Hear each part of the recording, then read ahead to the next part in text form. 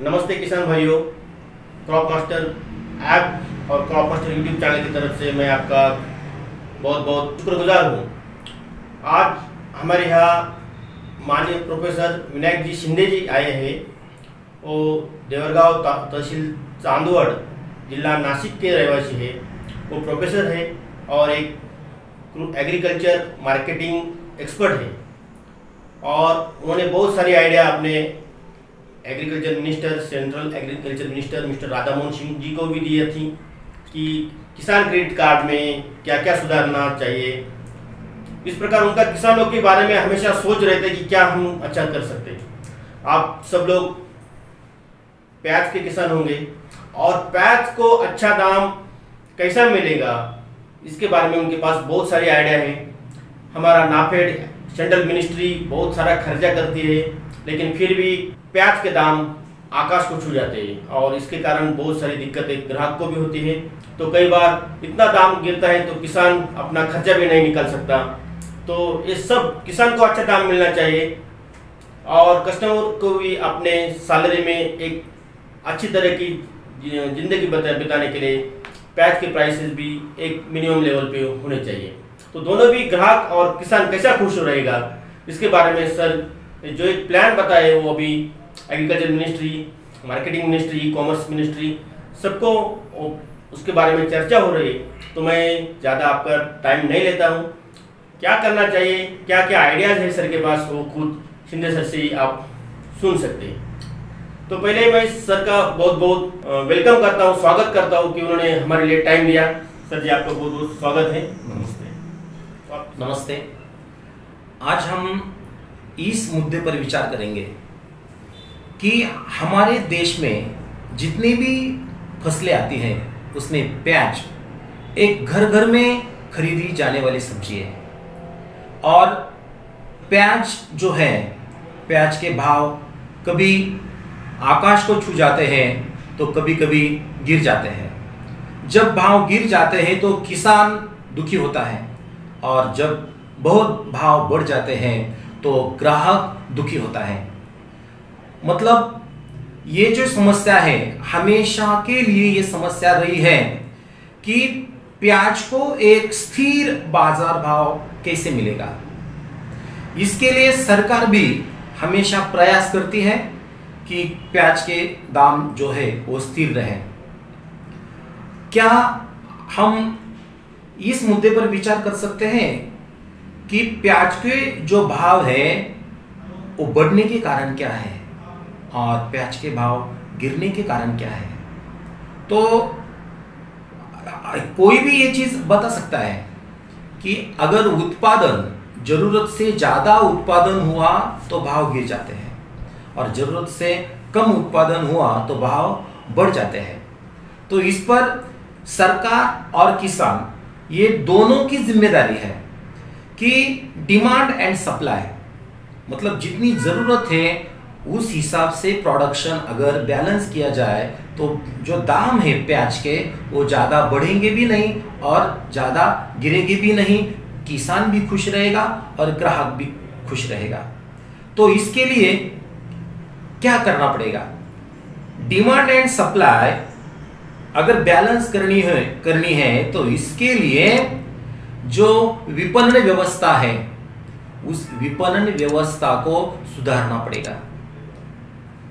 हर ग्राहक को उसी विपणन व्यवस्था द्वारा प्याज मिलना चाहिए और जितने भी किसान प्याज की फसल उगाते हैं सभी किसान अपना जो प्याज है इसी विपणन व्यवस्था द्वारा बेचने के लिए दें।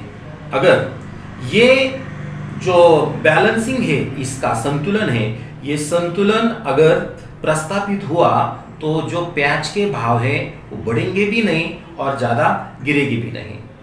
मैं सरकार से अनुरोध करता हूं कि मैं जिम्मेदारी लेने के लिए तैयार हूं कि अपने देश में प्याज के भाव स्थिर कैसे रहेंगे। सिर्फ एक साल में हम ये विपणन व्यवस्था बढ़ा सकते हैं और एक साल में ऐसा दिन आएगा कि ग्राहक को भी ज्यादा महंगाई का सामना नहीं करना पड़ेगा और किसान को भी बहुत कम दाम में अपना प्याज बेचना नहीं पड़ेगा। तो इसके लिए मतलब प्याज जो है 3 सीजन में प्याज लिया जाता है। जो पहला होता है वो खरीफ प्याज होता है, उसके बाद लेट खरीफ होता है और उसके बाद रबी का प्याज होता है। जो खरीफ का होता है उसका उत्पादन कम होता है, जो लेट खरीफ का है उसका थोड़ा उससे ज्यादा होता है और सबसे ज्यादा जो उत्पादन है वो रबी के प्याज का होता है। हमारे देश की जरूरत अगर हमने कैलकुलेट की तो 160 लाख मीट्रिक टन इतने अपने देश की प्याज की जरूरत है। और पिछले साल का हिसाब किया जाए तो अपने देश में प्याज का उत्पादन कितना है? प्याज का उत्पादन 260 से 70 लाख मीट्रिक टन, मतलब देश के जरूरत से करीब 100 से 110 लाख मीट्रिक टन उत्पादन ज्यादा है। जो उत्पादन ज्यादा है एक तो एक्सपोर्ट होना चाहिए या वो होना ही नहीं चाहिए। तो हम एक्सपोर्ट का अगर हिसाब करें तो ज्यादा से ज्यादा एवरेजली 15 से 20 लाख मीट्रिक टन प्याज इतना ही एक साल में एक्सपोर्ट होता आया है। तो हमारा जो ओवर प्रोडक्शन है वो तो 100 लाख टन के करीब है। उसमें से एक्सपोर्ट किया जाने वाला अगर हम 20 लाख टन का निकाल भी दे तो 80 लाख मीट्रिक टन प्याज का उत्पादन है वो ज्यादा है। तो किसान को एक पैटर्न देना है प्याज के लिए। जो क्षेत्र है प्याज लगाने का जो क्षेत्र है वो कितना होना चाहिए, क्या होना चाहिए, इसका सबका प्लान बनाया है। और प्याज की जो कीमतें हैं वो किसान को फायदे में रखेगी और ग्राहक को भी सुखी रखेगी। ऐसी कीमतें हम प्याज के लिए दे सकते हैं। जो कभी कभी क्या होता है, ज्यादा बारिश होती है, कभी कभी अकाल पड़ जाता है, बारिश कम होती है, तो उत्पादन जो है प्याज का वो कम ज्यादा होता है। उत्पादन जिस साल उत्पादन कम होगा तब भी भाव नहीं बढ़ेंगे और जिस साल उत्पादन ज्यादा होगा ना तब भी भाव नहीं गिरेंगे। ऐसा प्लानिंग हमने बनाया है। हमें जरूरत है कि हमें सरकार सहयोग दे। मैं सरकार के सभी अधिकारी और मंत्रियों को आह्वान करता हूं कि मुझे समय दे और मुझसे ये प्लान समझ ले कि अगर उत्पादन कम हुआ तो भाव नहीं बढ़ेंगे और ज्यादा हुआ तो भी भाव नहीं गिरेंगे और किसान भी घाटे में नहीं जाएगा और ग्राहक को भी ज्यादा महंगाई का सामना नहीं करना पड़ेगा। ऐसा नियोजन हमने बनाया है। और न तो किसान कर्जबाजारी होगा, उस पर कर्जा नहीं होगा, उसको आत्महत्या करने की जरूरत नहीं पड़ेगी, किसान खुश होगा। सिर्फ प्याज के लिए नहीं, प्याज के लिए हम जो पैटर्न बनाएंगे इसके साथ साथ हम बाकी की जो सब्जियां हैं, फल हैं, इसको भी इस पैटर्न में अगर लाते हैं तो सभी क्रॉप के लिए, किसान के सभी फसलों के लिए अच्छा भाव मिलेगा। और मैं किसानों को भी आह्वान करता हूं कि हमें संगठित होना चाहिए।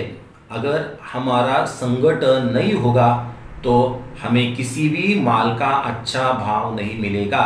और संगठित होना कोई मुश्किल काम नहीं है।